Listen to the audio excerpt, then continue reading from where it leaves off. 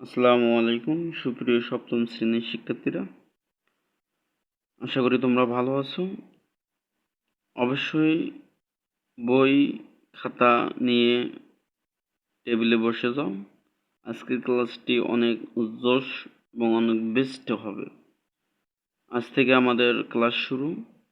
তোমরা তোমাদের বন্ধুদেরকে ইনভাইট করো এবং ক্লাসটি ধৈর্য সহকারে প্রথম থেকে শেষ পর্যন্ত দেখো। একটি ক্লাস বোঝার মূল বিষয় হচ্ছে প্রথম থেকে শেষ পর্যন্ত দেখা। সো আমরা দেরি না করে ক্লাসে ফিরে যাই। আমাদের আজকের অধ্যায়ে বলা আছে অনুপাত ও সমানুপাত। অনুপাত এবং সমানুপাত নিয়ে আলোচনা করব। এর আগে আমরা অনুপাত নিয়ে আলোচনা করি। অনুপাতটা কি? অনুপাত হচ্ছে, অনুপাত কাকে বলে? দুটি বা দুটির বেশি সমজাতীয় রাশি তুলনাকে অনুপাত বলে। অর্থাৎ হচ্ছে কি, দুটাও হইতে পারে এবং দুটার বেশি হইতে পারে। এই যে একটা আরেকটার সাথে কম্পেয়ার করা, তুলনা করা, এটা হচ্ছে আমাদের অনুপাত। এবং বিভিন্ন অনুপাত থাকতে পারে, বিভিন্ন অনুপাত আছে, যেমন আমাদের সরল অনুপাত, লঘু অনুপাত, গুরু অনুপাত, একক অনুপাত, ব্যস্ত অনুপাত এবং বহুরাশি অনুপাত এবং ধারাবাহিক অনুপাত। এগুলো কাকে বলে, এগুলো কি, আমরা এখন দেখব। অবশ্যই ভিডিওটি কন্টিনিউ করো এবং তোমার বন্ধু বান্ধবদের কাছে ভিডিওটি শেয়ার করে দাও এবং ক্লাসটি ধারাবাহিকভাবে দেখতে থাকো। এরপর আমরা দেখব সরল অনুপাত কাকে বলে। আচ্ছা, সরল অনুপাত কাকে বলে অবশ্যই ভিডিওটি শেষ পর্যন্ত দেখো। সরল অনুপাত কাকে বলে? কোনো অনুপাতে দুইটি রাশি থাকলে তাকে সরল অনুপাত বলে। অর্থাৎ সরল অনুপাতের কোনো অনুপাতে দুইটি রাশি থাকলে তাকে সরল অনুপাত বলে। দুইটা রাশি হলেই সরল অনুপাত হয়ে যাবে। দুইটা রাশি হলেই সরল অনুপাত হয়ে যায়। যেমন 7:8, এটা একটা সরল অনুপাত। এরপর হচ্ছে 5:6, এটা একটা সরল অনুপাত। দুটি রাশি যদি থাকে তাহলেই সরল অনুপাত। আরেকটি কথা, আমরা এই যে প্রথম অনুপাত যে আছে, প্রথম সংখ্যাটা, এটাকে বলা হয় পূর্ব রাশি। কি রাশি? পূর্ব রাশি। এই যে দ্বিতীয় যে সংখ্যাটা আছে, পদ আছে, এটাকে বলা হয় উত্তর রাশি। কি রাশি বলা হয়? উত্তর রাশি। উত্তর রাশি বলা হয়। তাহলে আমরা কি শিখলাম? আমরা শিখলাম হচ্ছে অনুপাত কাকে বলে এবং সরল অনুপাত। সরল অনুপাত কি? কোনো অনুপাতে দুইটি রাশি থাকলে, কোনো একটা অনুপাতে দুইটি রাশি থাকলে তাকে সরল অনুপাত বলে। যেমন হচ্ছে 7:8, এটা একটা সরল অনুপাত। এরপর এই যে 7টাকে বলা হয় পূর্ব রাশি এবং 8টাকে বলা হবে উত্তর রাশি। এরপর আমরা শিখবো হচ্ছে লঘু অনুপাত কাকে বলে। কি অনুপাত কাকে বলে? লঘু অনুপাত কাকে বলে? সরল অনুপাতের পূর্ব রাশি ও উত্তর রাশি থেকে ছোট হলে তাকে লঘু অনুপাত বলে। তাহলে বিষয়টা আমরা আবারও বলছি। সরল অনুপাত, লঘু অনুপাতটাও একটা কি অনুপাত হইতে পারে? সরল অনুপাত হইতে পারে। ওকে, ভালো কথা। এবার বলছে সরল অনুপাতের পূর্ব রাশি। পূর্ব রাশি মানে প্রথম রাশিটা, হ্যাঁ, পূর্ব রাশি। উত্তর রাশি মানে এই যে 5, উত্তর রাশি থেকে ছোট হলে তাকে লঘু অনুপাত বলে। মানে এখানে বলছে আমাদের, যদি 5 থেকে 3 মানে 5-এর আগের যদি মানটা যদি পদ যদি ছোট হয় তাকে আমরা লঘু অনুপাত বলবো। তাহলে কি বোঝা গেল? আমাদের পূর্বপদ সর্বদাই ছোট হবে। যেমন 6:8। তাহলে এই যে প্রথম যে পদ আছে, প্রথম যে রাশিটা আছে, এই রাশিটা কি হবে? আমাদের ছোট হবে, পরের রাশিটা বড় হবে। যদি হয় তাহলে আমরা বলবো লঘু অনুপাত। ওকে, বোঝা গেছে? এরপর আমরা গুরু অনুপাত দেখব। গুরু অনুপাত কি? গুরু অনুপাত কাকে বলে? কোনো সরল অনুপাতের পূর্ব রাশি উত্তর রাশি থেকে বড় হলে। লঘুটাই একটু বিপরীত। লঘুটা ছোট হলে, মানে যদি ছোট হয় তাহলে লঘু, যদি বড় হয় তাহলে গুরু অনুপাত। তাহলে বলছে 5:3।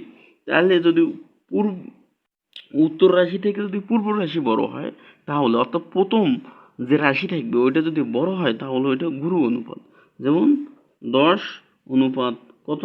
10:7। তাহলে 7-এর থেকে 10 কি বড়? তাহলে এটা আমাদের কি অনুপাত?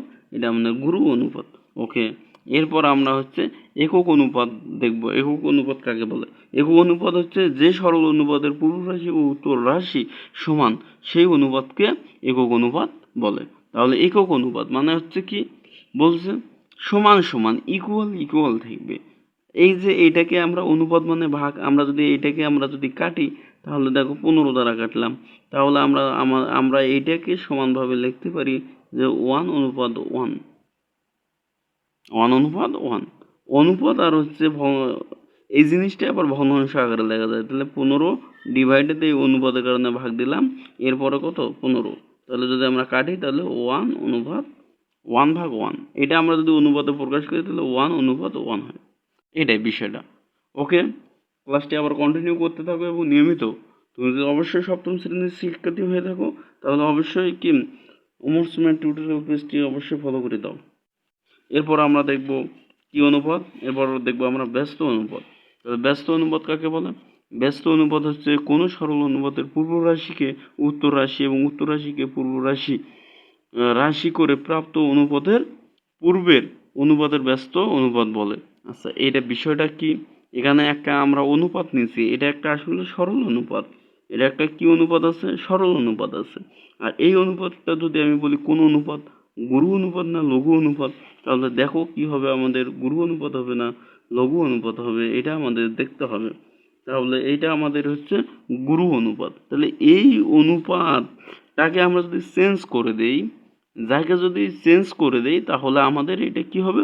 তাহলে আমাদের এটা ব্যস্ত অনুপাত হবে। তাহলে কি 5টাকে আগে নিয়ে যাব, 13টা পরে নিয়ে যাব। তাহলে 5 অনুপাত কত 13, 5 অনুপাত একটু সরি, তাহলে 5 অনুপাত কত 13। এই যে আমরা চেঞ্জ করলাম, রাশির যে একটা চেঞ্জ করলাম, এইটা আমাদের ব্যস্ত অনুপাত। এই অনুপাতের ব্যস্ত অনুপাত কোনটা? এইটা।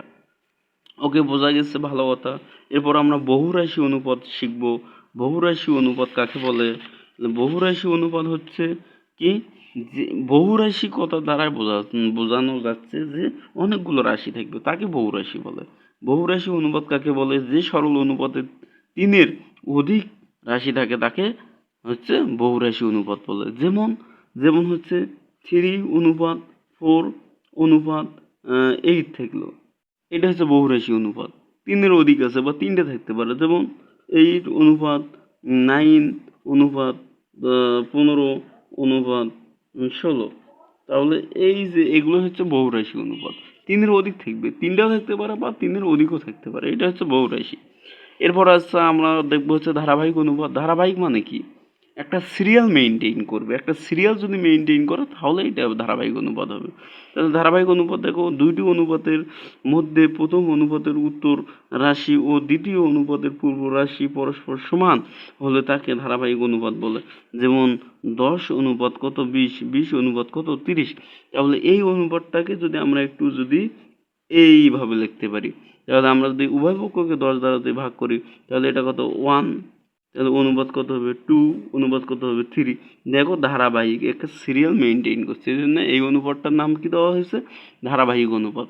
যেমন হচ্ছে 1 অনুপাত 2, 2 অনুপাত 3, তাহলে 1-এর পরে কত হচ্ছে 2, 2-এর পরে কত হচ্ছে 3। এই যে ধারাবাহিক একটা যে নিয়ম মানলো, এটা এই জন্য এর নাম দেওয়া হয়েছে ধারাবাহিক অনুপাত। তাহলে আশা করি প্রিয় শিক্ষার্থী বন্ধুরা ক্লাসটি সুন্দরভাবে বোঝা গেছে। ক্লাসটি কেমন হলো তা কমেন্টে জানাও। আর যদি ফেসবুক পেজ থেকে দেখে থাকো তাহলে পেজটি ফলো করে দাও। আর যদি ইউটিউব চ্যানেল থেকে দেখে থাকো তাহলে সাবস্ক্রাইব করে দাও। সাবস্ক্রাইব করে দিলে হবে না, সাবস্ক্রাইব করে দেওয়ার পর অল করে দাও, যেন পরবর্তী ভিডিও ছাড়ার সাথে সাথে তোমার কাছে নোটিফিকেশন যায়। ওকে, এবং তাহলে আজকে এই পর্যন্তই।